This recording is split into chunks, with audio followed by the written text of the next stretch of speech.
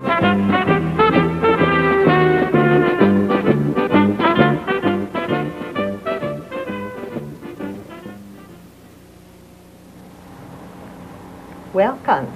Welcome to another oral history of Mamaroneck.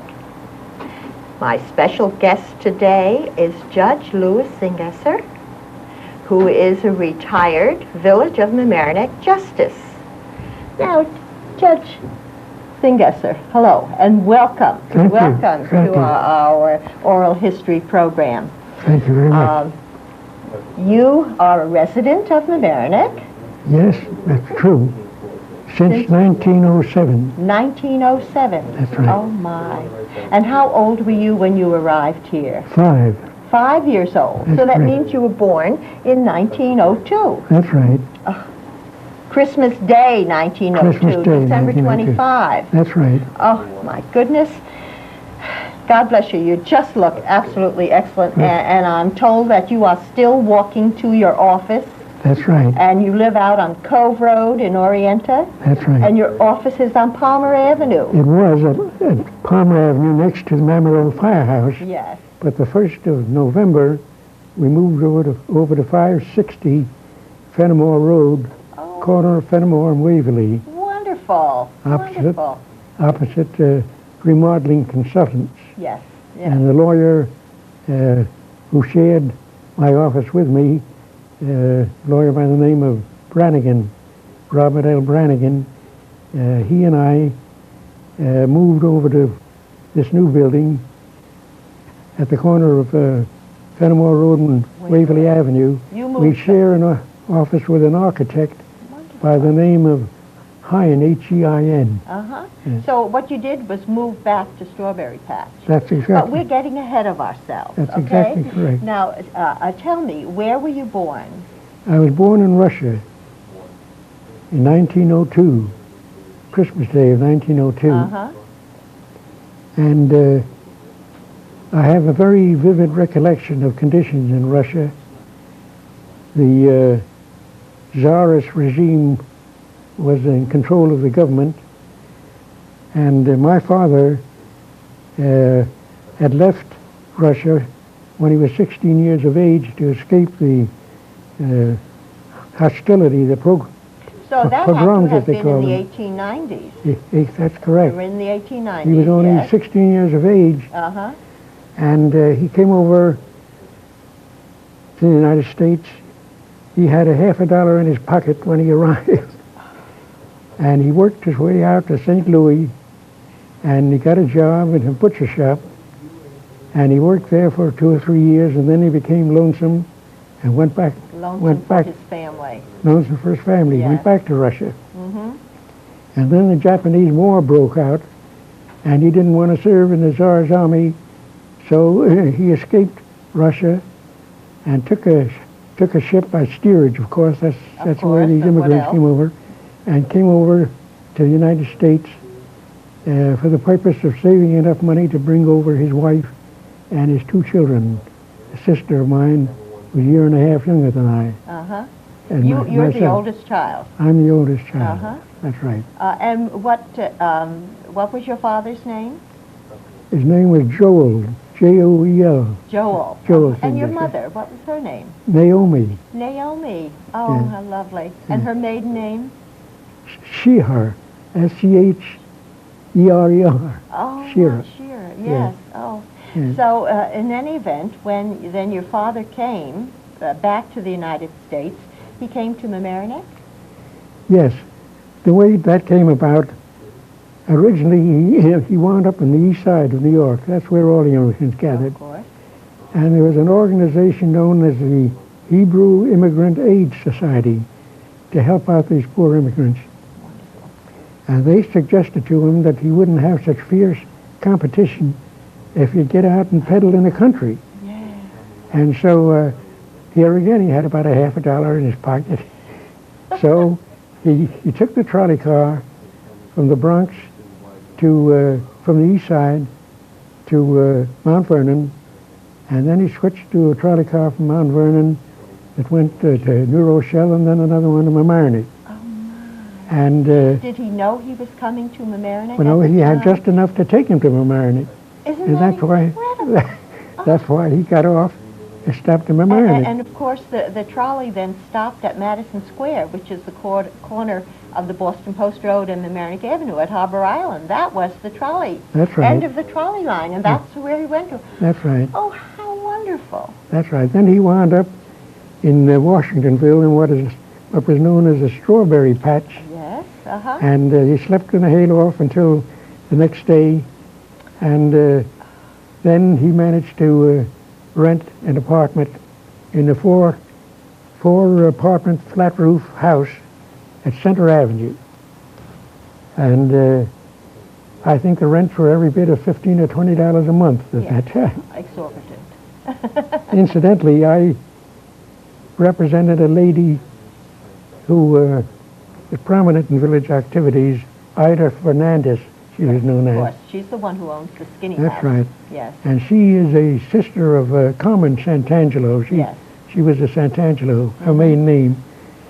And she bought this four flat roof apartment house On Center Street. on Center Street, and she sold it for about $250,000 to James Jackson Jr., the son of the assessor of the city of Rye. You must remember, I remember, James of course, Jackson. James Jackson. That's right. Fabulous man. And we had 4 tenants in that apartment. Besides ourselves, there was the Brower family, Lou Brower, whose son was George Brower, who had the Radio television store on Mamaroneck Avenue. And then there was a family by the name of Guinea, G-U-I-N-E-A, Uh-huh. and Finnegan was another family. So you truly had a United Nations Yes, we apartment did. We building. did. That particular building, was it situated on Center Street between Fenimore Road and Ogden? Was it in that? Yes, it was in that area. That's right. Yeah. That's correct. Isn't that wonderful? Yeah. So in any event, then, when you arrived in 1907 with your mother and sister, you went to live there in that apartment That's on correct. on That's right. Center Street.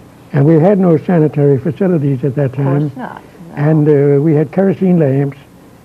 We didn't have any electricity, kerosene lamps.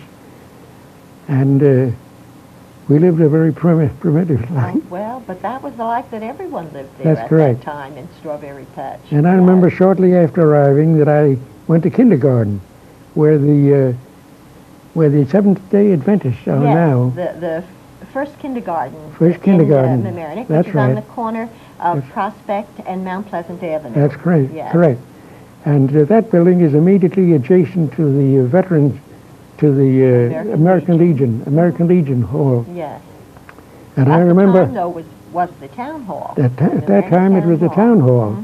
That's right. Yes. And I remember the first supervisor of the town of Mamaroneck, And who was McArdle.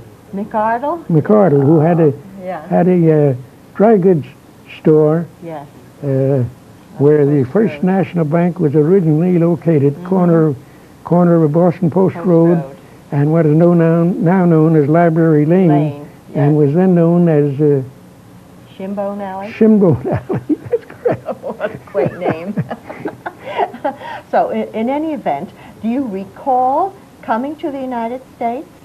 Oh yes, Do you recall, you must have gone through Ellis Island. At that time, I don't think that Ellis Island was in existence. I think it was known as Garden.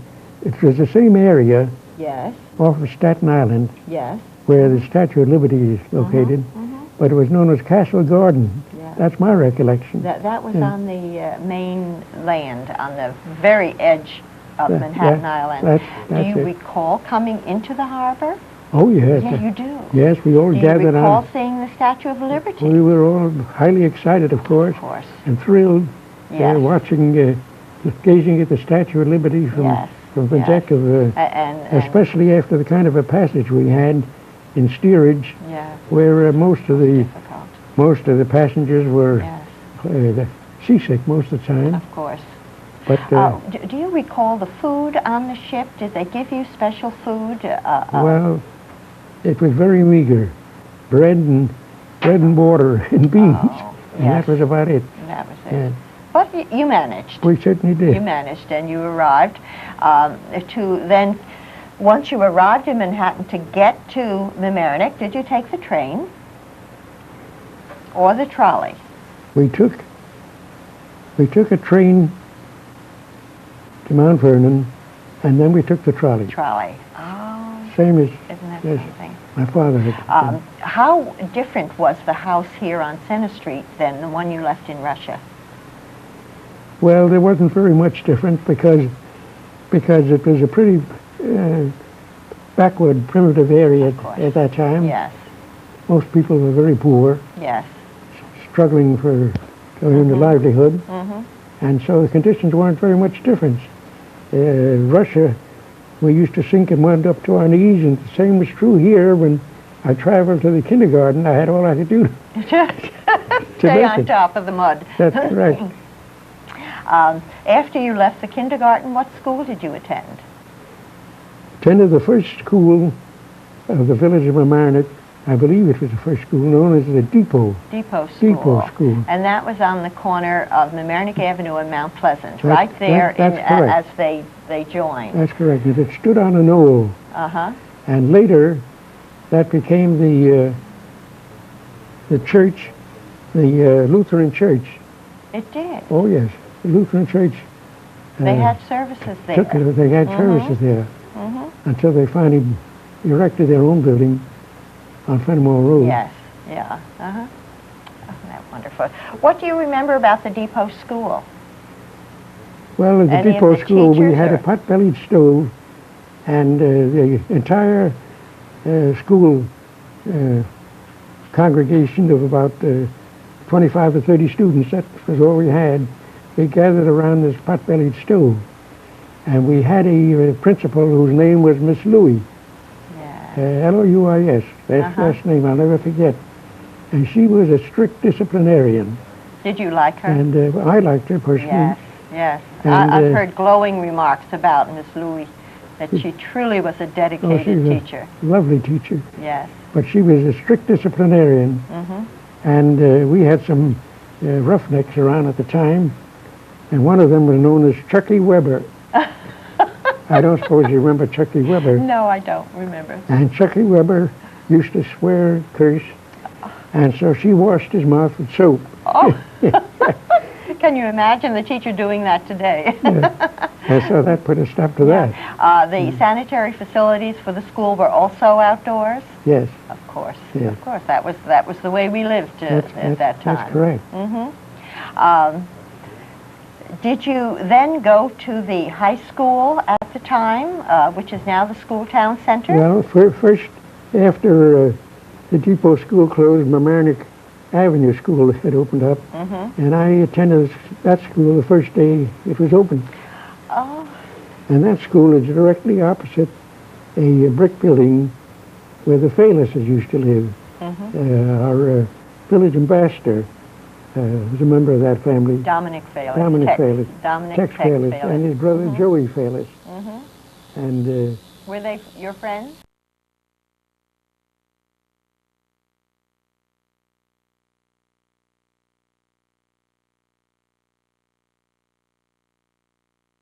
went to I was transferred to the high school.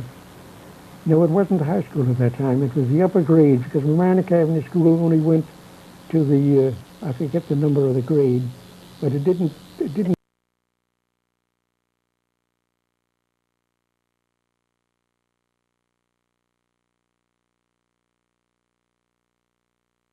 one that came over from Russia with me. She and I, and Dr. Bruskin, Harry Bruskin, and his sister, Bessie Bruskin, and also Joe Falis' brother, who later became a police officer, Tony, of the town of Mamaroneck. Wonderful. Yeah. So you did go then to the high school, the high-graded school, which was in between in between Rockland Avenue and the Boston Post Road, That's which right. is now the School Town Center. That's right, where the town offices are now located. Yes. That was the high school. And the entire school body assembled every morning, every student. I think there must have been about 200. And in the today, assembly? as I understand it, the graduating class runs to about, what, 700? Oh, no. The graduating 400? class is perhaps about 350. 350? Yes, Well, yeah. in any event, It used to be over 400. That's right. That's right.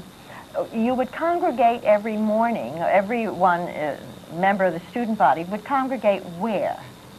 In the main Auditorium, hall. the main hall. Auditorium. And where was that located in the building?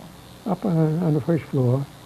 The first floor? That's my recollection, on the first floor. Because when I went there, Yeah. the hall, the auditorium, was on the second floor in the front part of the building. Oh, and, yes. It may have been on the second floor. They may have changed. My recollection isn't too And I clear. remember the stage was just a platform up about maybe 10 inches. That's it. Oh, it had to have exactly. been the same place. And Caldwell Conklin was our music the teacher. music teacher. Wonderful And man. I was very fond of him. He was a Yes. wonderful teacher. He instilled the love of music in every single one Yes, of us. he certainly did. And I played a violin. I would hate to have anybody listen to my violin playing. But You mean like Jack Benny? But I was a second fiddler. I'm trying to recall the name of the first fiddler, but in any event, we had this orchestra with the violin, piano, violin, drums. What year did you graduate from the high school? In 1921. 21. 1921. And then I went to Syracuse University, and my parents wanted me to become a doctor. You know, Jewish parents, Of course. they wanted their son to be a doctor. So I went up to Syracuse with Harry Bruskin went with me. Now Dr. Harry Bruskin, Yes. he went with me. And when we got to Syracuse, we enrolled in the College of Liberal Arts, and I had 1 year liberal arts, and it took a pre-med course. And when we got to cutting up a frog, that was just too much for me. And Just not for besides everyone. which, I happened to wind up in the Syracuse, in the hospital in Syracuse with an attack of boils. And as I wandered around, I wandered into the morgue, and that finished me as far as becoming a doctor was concerned. So Just not your cup of tea. I decided that I would much rather be a lawyer. And so I transferred to the pre-law course and wound We're up, so fortunate here in Mamaroneck you did. and thank you. And I loved that. I knew I was in my element as far as the law is concerned, because I've always loved the practice of law and everything connected with the practice of law. I'm just curious.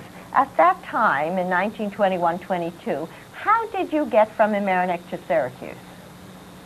Well, we took the we got to New York City around the area of 125th Street, and then we took the boat up to Albany.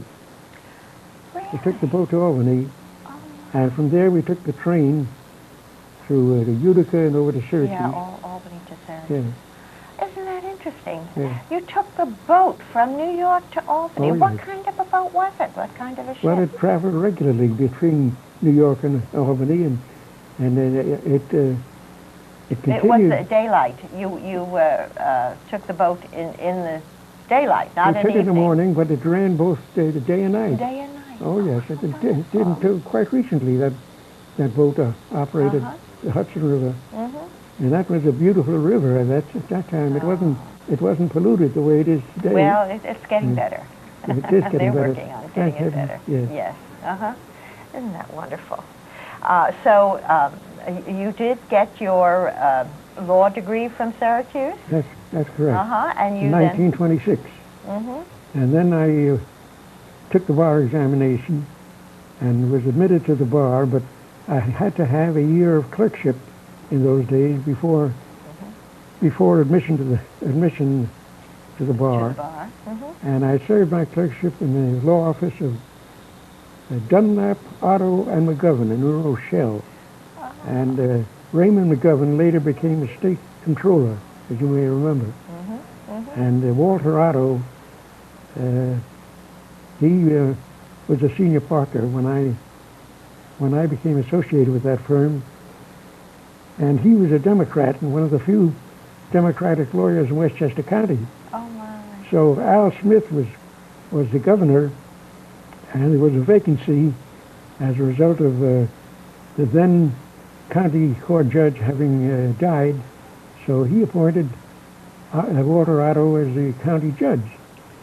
And he served for about a year or a year and a half until the next election, and that was yes, it. And that was it. That was it. What a pity. Yeah.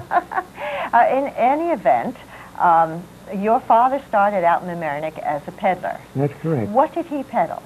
What well, did he sell? peddled dry goods and clothing and shoes. And then what did he do? He didn't continue being a peddler. He opened up his own store here in Mamaroneck? Well, before he opened his own store, he peddled with a pack on his back when he originally started. And he trudged all the ways to White Plains. At that time, it was practically all farmland. Of course. And you say trudge. That meant he walked? Oh, yes. With the dry goods on his back? That's right. Oh. That's right. And before he brought us over, I heard stories from customers of his that lived in White Plains at the time, particularly one family known as the Purdy family, which is one of the oldest families, families in Westchester County. They trace their ancestry back to the Pilgrims. Yes. And one of the Purdys, Agnes Purdy, her name was, went to high school at the same time as I did. And she later married a fellow by the name of Fale, who became the surrogate of Westchester County. And I incidentally noticed in the Daily Times recently that Agnes Fale died at the Osborne Memorial Nursing Home. Yes, yeah.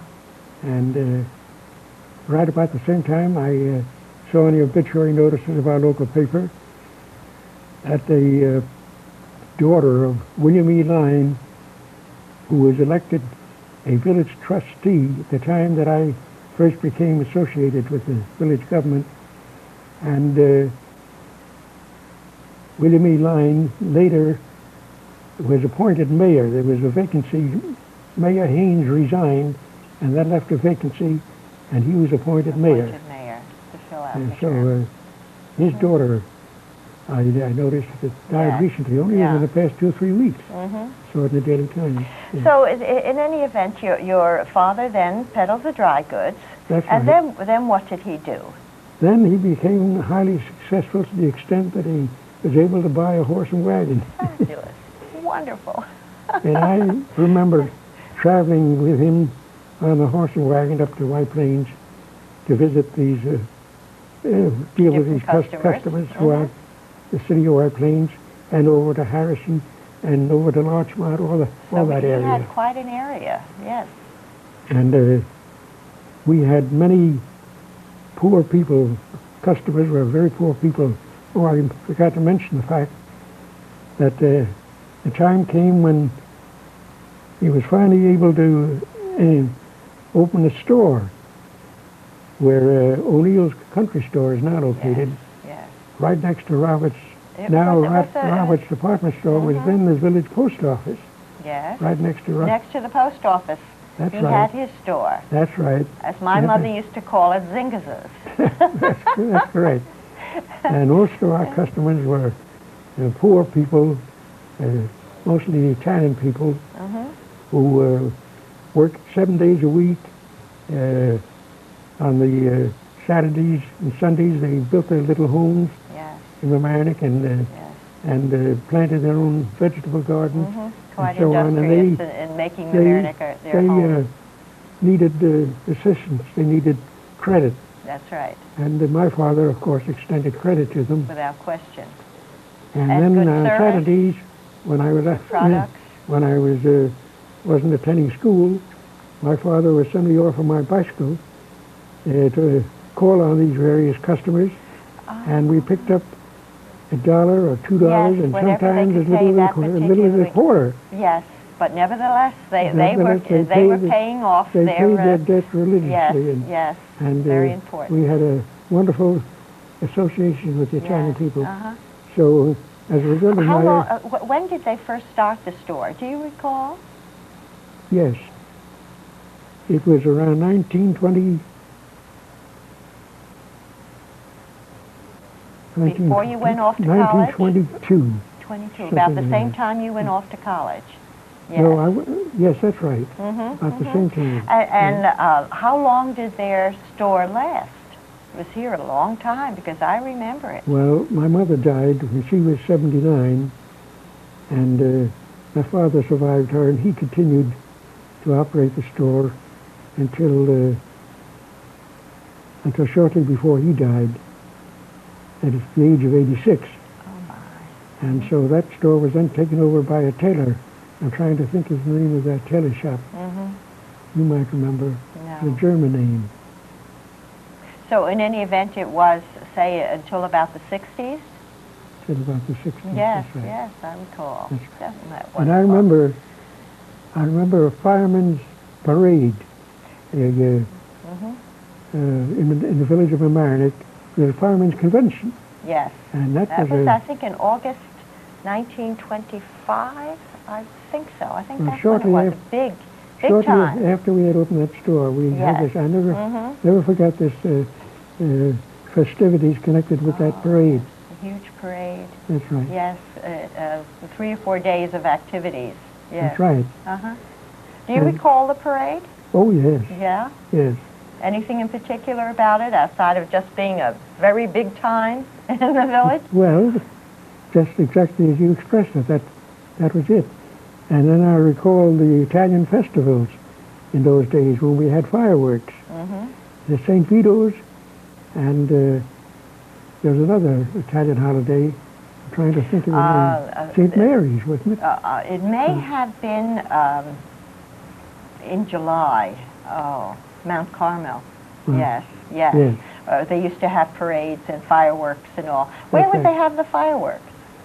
Down near the Mamaroneck Avenue School. Oh, my.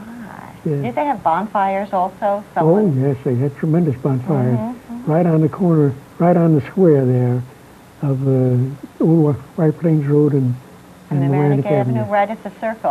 You know, where the bend in at the Mamaroneck. That's where right. they had the bonfires. That's right. Oh, That's right. my. Yeah. And I remember the first Italian Roman Catholic church was a wooden building with a spire, later taken over by the Colonial Laundry. And then they built, Where was that? I have never heard of that. oh yes. Where And was that? well, that was directly opposite where St. Vito's Church is now located. I have never heard of that. Oh yes, and the pastor was Father Cacosa. Okay, no. Now, then where that church was on Madison Street. And it was a building that some Italian immigrants did build and then went down to the archdiocese and requested a priest. And that's when it. Father Cacosa came. And that was on Madison Street. Now, Father Cacosa was the pastor of that old wooden frame church. Yes, correct. But, on Madison Street it was. That's correct. Yes. And then Father Del Negro, I think, Yes, took he over came. when the new building was erected. No, before the new building. He took over when it was still the old building on Oh. Madison Street, Oh, and then that's in right. 1929 built the present St. Yes. Vito Church. That's Yes, right. yeah. So in any event, you graduated Syracuse, and you had your year of internship in the attorneys in New Rochelle, and then you passed the bar. Yes. Okay. And then Judge Otto, whom I was very fond of, he's a wonderful friend, he said to me, Louis, all we've been paying you is $15 a week. And the best we can do, if you want to stay with us, is to give you $35 a week, which wasn't too bad at that time. No, that was was a huge jump in salary at that equivalent to time. about $100 to $125 a week. Mm-hmm. But in any event, he said, my advice to you is you go back to Mamaroneck, where you've lived practically all your life, Yes. and open your office there, and I'm sure you'll do well. Mm-hmm. And that was sound advice, because I was fortunate to be able to build a practice right here in our village Where was your first office? in what was known as the McLaughlin building, where the Woolworth store used to be, but now that row of stores, that Korean Green grocery Grocers. store, and Haagen-Dazs. Haagen-Dazs. Yes, right next to the movie theater, that's next to the Playhouse. We were in that building. So really then, you must have started business about what year? It had to have been like 27, 28? 1928. 28. That's 1928. And the first year, I was fortunate in being able to live at home, because my father did pay the first month's rent, and $35 a month, I think it was. Mm-hmm. And he paid for the furniture. And I Started. Isn't that wonderful? I did my own typing. I couldn't afford a typist. And so I typed with 2 fingers. And I wish I had learned to type, but I'm unfortunately, certain you did very well with 2 fingers. I did well enough to get started anyway. Mm-hmm. And then when I finally did get a secretary, my first secretary was a Frida Weintraub of here in the village of Mamaroneck, and her father, Benjamin Weintraub, had a stationery store, tobacco and stationery store, at the same location as where the village lunch is now located. On the corner of Mamaroneck Avenue That's and Prospect. Yes. And I paid her Southwest. I paid her $16 a week, and we had no copy machines at that time. No, there weren't. So we had to make copies in quintuplicate. Mm-hmm. She just pounded away at that Yes, typewriter. Yes, that was the For thing to do 5.5 at the days a time. week for $16 a week. Yeah. That's wonderful. Oh, in any event, I am looking at a newspaper that you brought dated April 2nd, 1929, the Daily Times, that says, for present paid officials retained as trustees organize. Haynes seeks spirit of harmony. And at that time, it lists paid officials who will serve the village of Mamaroneck. Apparently Haynes was the mayor. That's correct. And you say he was a Democratic mayor Yes, at the that's time. right. And he was really one of the first after being a long time of having just Republican Well, the mayors. Republicans had complete control of the village for 25 years. Oh, And there was a scandal. The police chief, his name was Pee Wee Howe, the brother of Edgar Howe, who later became, who was then the village attorney, Edgar Howe. And Pee Wee Howe apparently got involved with the smugglers of the liquor during the Prohibition days. Yes. And there was a scandal as a result of that. And so the Democrats won. It was a 7-man board, and they won 4 places on that board, so they had control of the village government. Fine. But that only lasted for about 3 years. Well, but in any event, this is April 2nd, 1929, and among the paid officials, new appointments, we see Village Council Louis Zingesser at $3,500. And so then that was your very first encounter as a village official. That's correct. And village council means that you were the village attorney. That's right. What did it mean to be village attorney in 1929? What material, what area did you cover? Well, in the first place, I sat in on board meetings, and if there were legal questions involved, I was consulted. And then if there was litigation, except in very rare cases, I represented the village in litigation. Did you have any special training for village law, or is it just something then that you did research No, when I had something to. came I up? had to pick it up as I went along. I have a feeling I found it that very interesting. yes, I have a feeling it wasn't as involved as it is today. Well, no, of course No, not. but certainly you did have to know what Oh you yeah, were doing. oh yes. Did you enjoy being village council? Yes, I did Sitting in I the did very village much. Board meeting? I did very much. And the time came, I served only for 3 years until the Republicans regained As control. village council. As village council, village attorney or corporation council, they Yes. used to call it. And Frank O'Callahan was village clerk at that time. You must remember the O'Callahan family. I remember, yes. And he was a brother of Harold O'Callahan and Eugene O'Callahan. They had 3 boys in the family. Well, in any event,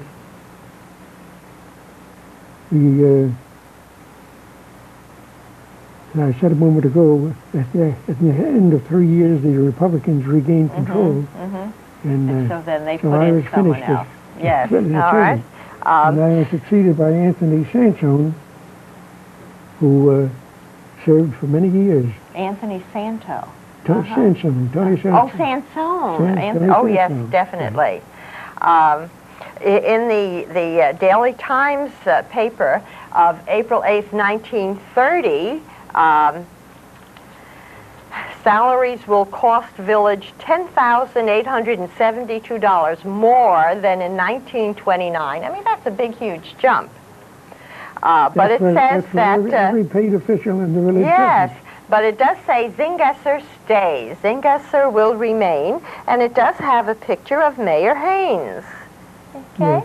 He came from the Rhinebeck area. He did. And, what kind of a person was he? oh, he was a very fine gentleman. Fine gentleman. Everybody loved him. And if he weren't a Democrat, he could have been re-elected for as many years as Yes, he wanted to he serve. was well liked. Yes. But that old politics gets in the way. Yeah. Yes. Our next Daily Times is dated January 30th, 1936, which then tells us that Zingesser, backed by committee as bench candidate. Former village attorney supported by Democratic body by vote of 10-1. And it does have your picture. Oh, isn't that handsome as a young man? Here's the article, Zingesser backed, and here is Judge Zingesser's picture. Perhaps I should raise it a little so that you can see the newspaper clipping with his picture. So you ran for village council then in 1936, but obviously... No, I ran for what was then known as police justice. Police justice. Oh. That was the original title. That was the original title of what really evolved then into be the village court justice.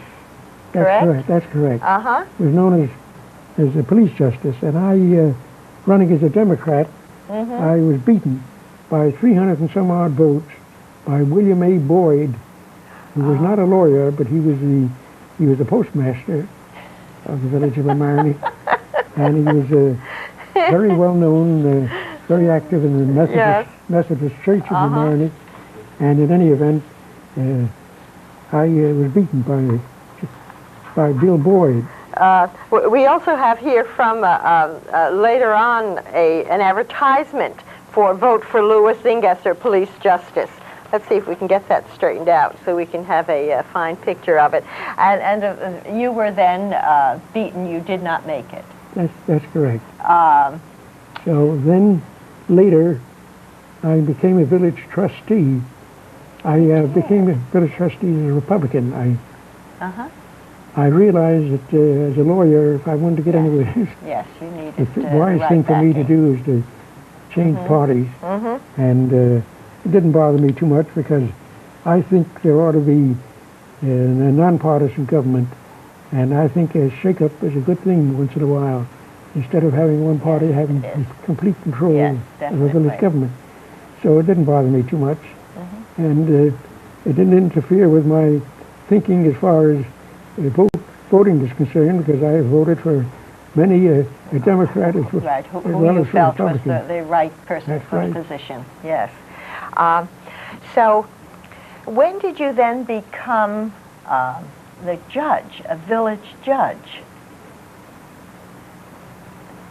As I said a moment ago, I had served as village trustee Mm-hmm. for 2 terms until 1962, and then I was elected village justice at that time, Mm-hmm. following my expiration of my term as Mm-hmm. village trustee. But where was the court at that time? Was it in the same place it is now? Oh no. No? Where The was village court at that time was over on the corner of Ward Avenue and Spencer Place, Spencer Place. where the police department had their building. That's right. Mm-hmm. It was on the lower floor, and the boardroom was upstairs, but the police headquarters was downstairs. Downstairs. The That's court right. was downstairs also? The court was It's on the courtroom first was floor? downstairs. That's First right. floor. And Angelo Mustich is now the owner of that building, Mm-hmm. and he occupies that upstairs Yes. area. When you were a police justice in 1929, where was the court at that time? Or was it just then being held in the police department also? Do you recall? Well,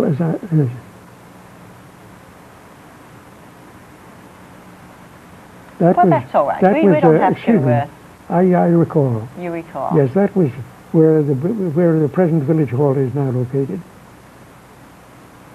That's where the village hall is now. In Yes. 1929 was also. I don't think so.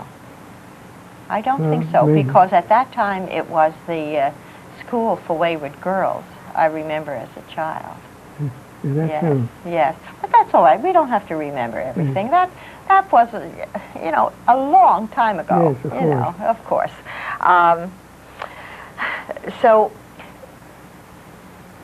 in 1929, your police justice cases were really just police court cases from the village. Yes, well, let me explain. Of course, our village court didn't have the jurisdiction that it has today. Jurisdiction was greatly enlarged, but we had an exclusive jurisdiction over misdemeanors Mm-hmm. committed in our village, and also traffic violations of a lesser grade than misdemeanors. And we had the right to conduct what is known as felony hearings. In other words, a person accused of a felony, it was not tried in our village court, but we gave him a preliminary hearing Yes. Mm-hmm. for the purpose of determining whether there's sufficient evidence to hold him for the action of the grand jury. And then the district attorney took over. Then they would take over. Were there any particularly interesting cases that you recall, or just Oh, kind of the yes. run-of-the-mill that we have today? Well, we had some interesting cases, of course. I remember one case in particular where a certain party was charged with driving while intoxicated, and his lawyer came into court and he said, "Ladies and gentlemen of the jury, my client is charged with driving while intoxicated. There's no question he was intoxicated. He was drunk as a lord." He said he had been celebrating it, I think it was around St. Patrick's Day, if I'm not mistaken. He had been celebrating in the Bronx at a bar, and by the time he left the Bronx, he was good and drunk. And when he got to Mamaroneck, just as he pulled under the bridge,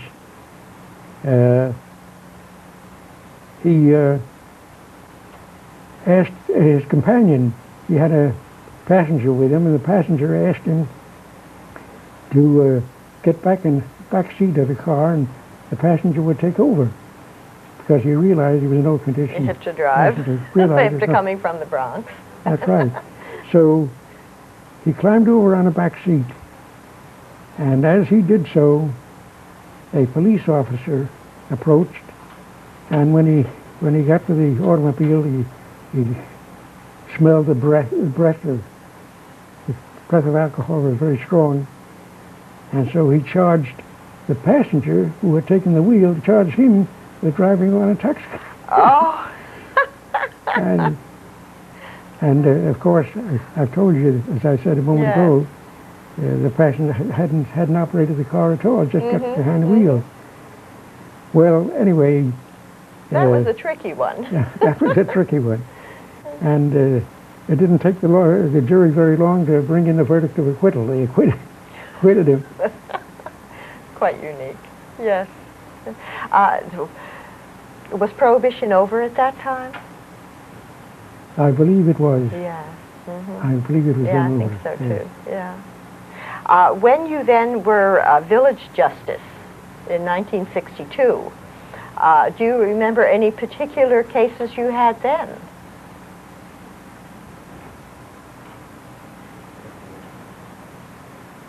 I'm trying to recall.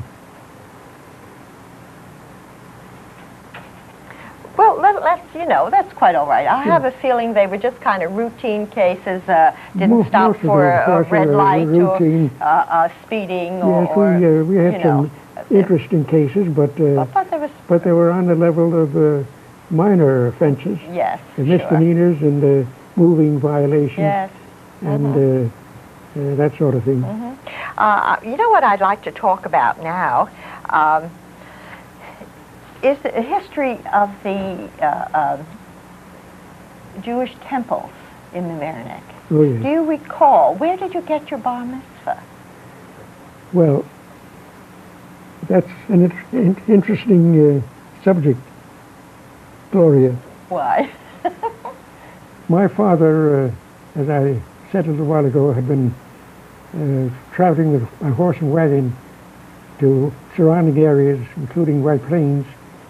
And on one occasion, he was on a horse and wagon and went to White Plains and did his peddling.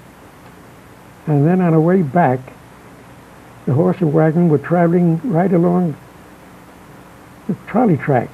They were actually on the trolley tracks. Coming down Mamaroneck Avenue. From White Plains. Coming to Mamaroneck and White Plains. And it so happened that the motorman, before he saw the horse and wagon, had gone to the back of the car to get a package or something, and by the time he got back, the car hit the horse and wagon and sent them flying. And so my father wound up with a broken leg.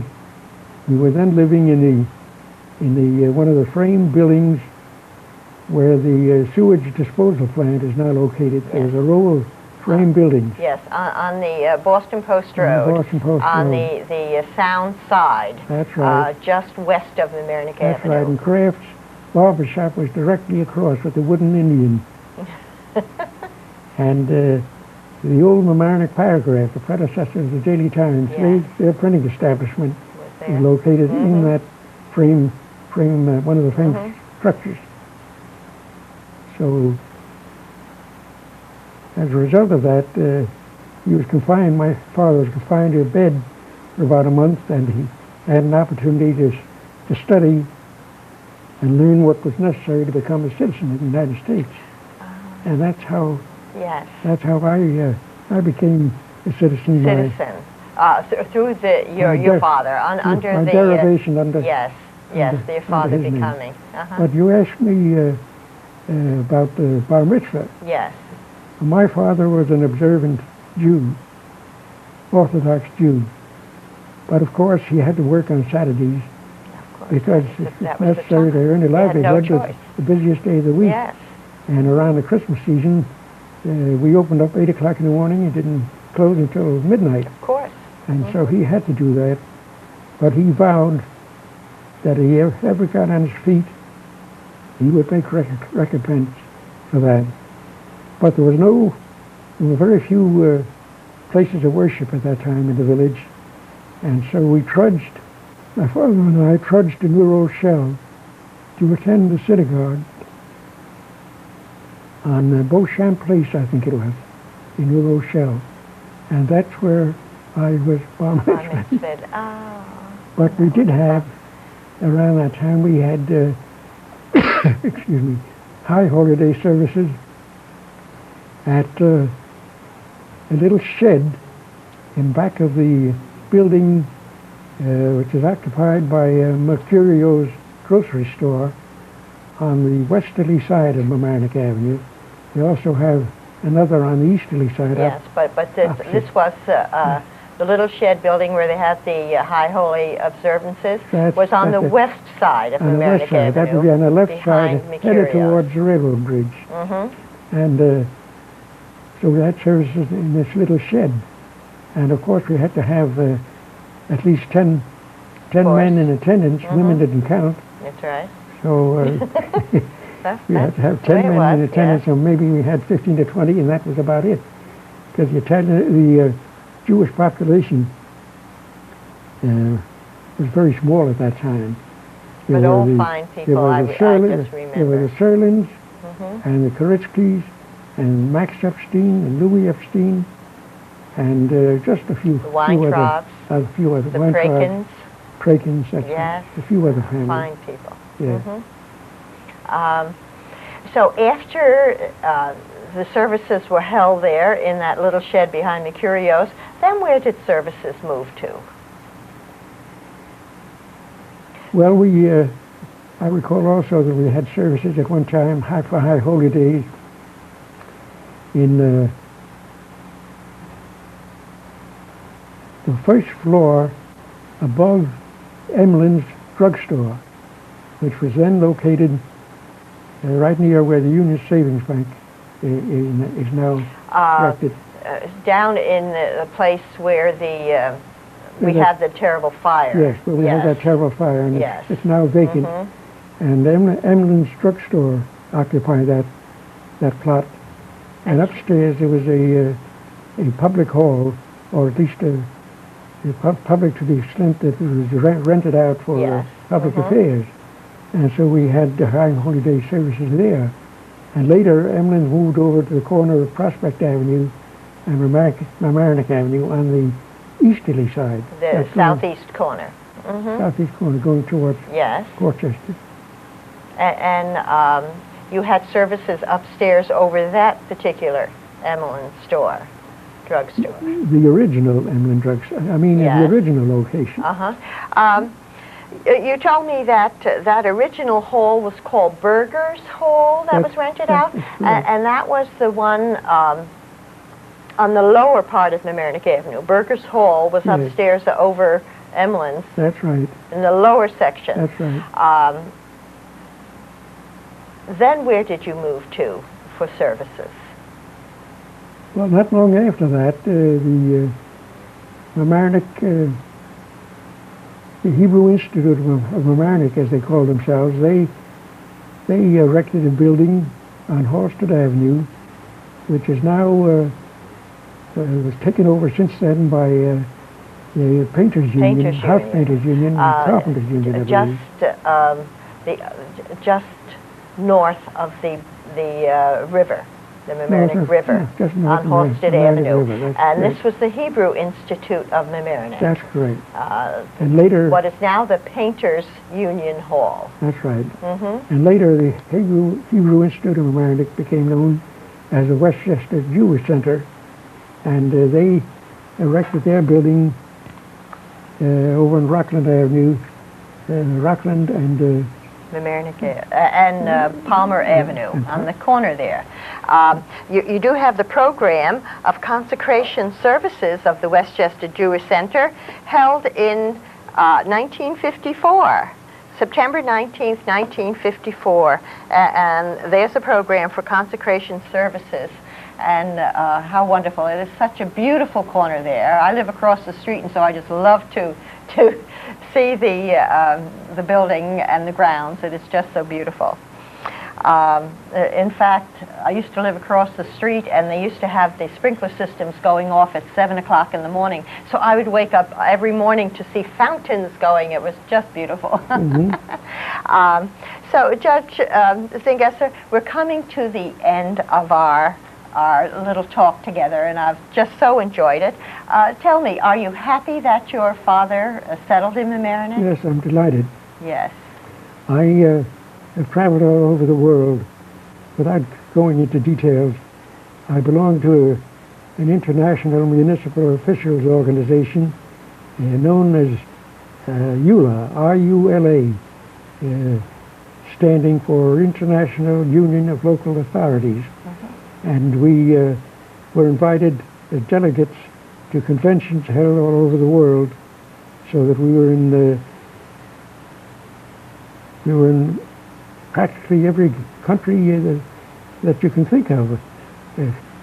I've been all over Europe, and I've been in Asia. We had a convention in Bangkok, in Thailand. We had a convention in Tokyo, in Japan. We had a convention in Moscow, and so on.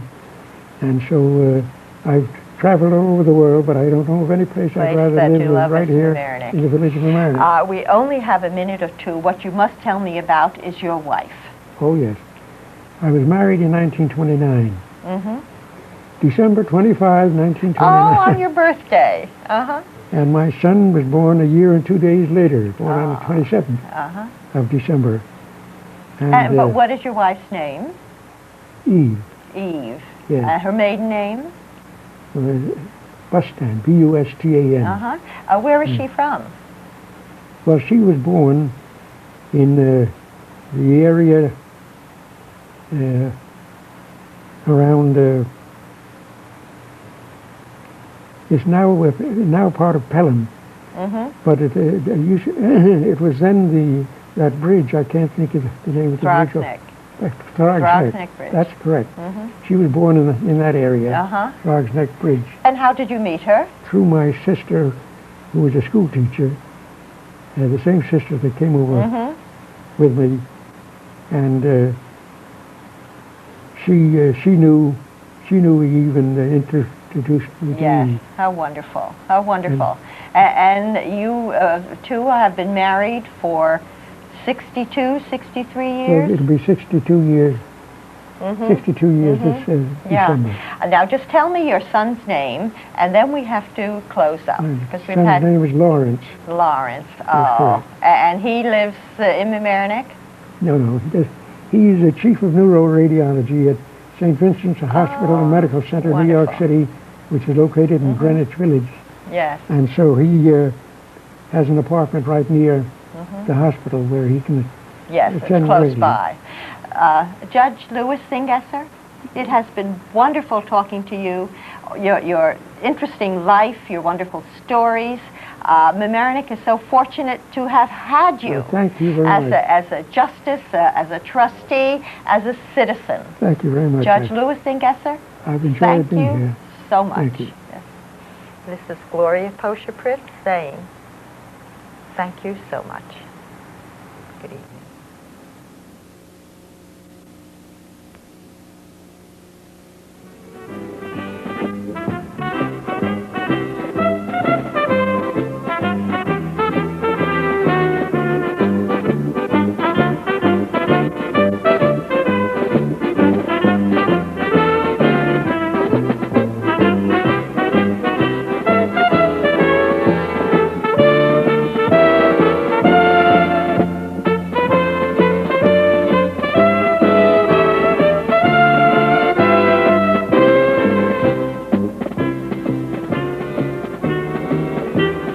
Cherry trees in Washington, Spokane, and Idaho, and all along the countryside, most anywhere you go.